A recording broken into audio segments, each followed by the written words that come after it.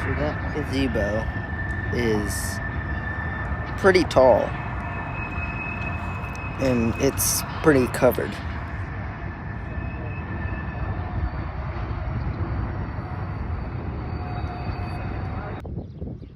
So I've played this course many times. It's been muddy, but I don't think I've ever seen it flood this bad.